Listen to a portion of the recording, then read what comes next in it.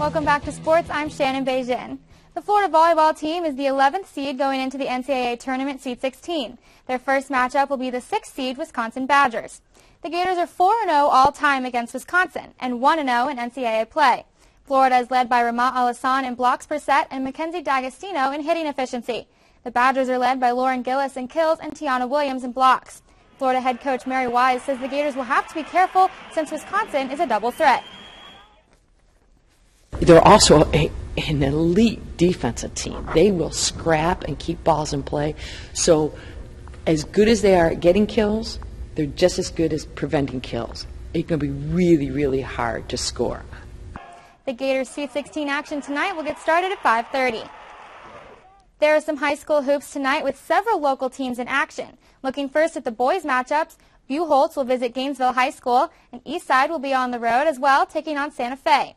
And Union County will host Hawthorne, and all of these games will tip off at 7:30.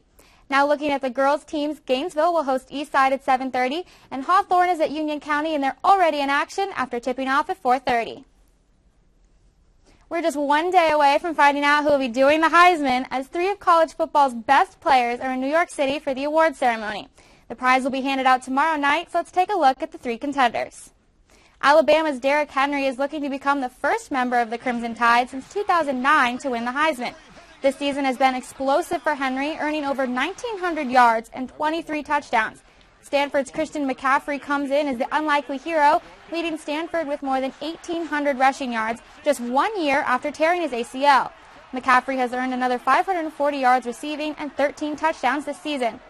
And Clemson's Deshaun Watson is the only quarterback in the running and could be the 6th consecutive QB to win the award.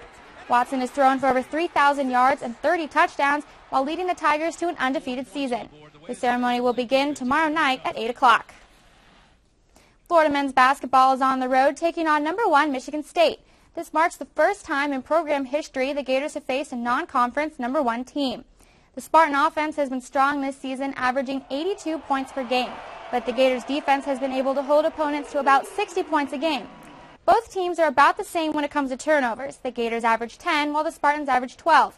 Florida's defense struggled earlier this week, and head coach Mike White says the Gators need to be stronger when taking on an offense like Michigan State.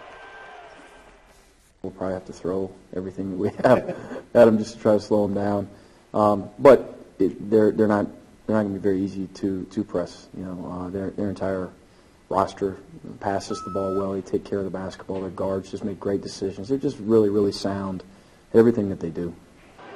Tomorrow's tip-off at East Lansing is set for 4 o'clock. And the Gators women basketball team extended their winning streak to 8 games, defeating Wisconsin last night 91-75. After several Gators put up career performances, the Orange and Blue are on their way back to the O-Dome to take on Robert Morris on Sunday. The Colonials are shooting 34% from beyond the arc, while the Gators are shooting 28%. Florida averages about 45 rebounds a game, and Robert Morris isn't far behind, averaging 42. Now, the Gators average 80 points per game while holding opponents to 67, but they will have to stay strong on defense to stop Robert Morris, who averages 72 points. Tip-off in the O-Dome is set for 2 o'clock on Sunday.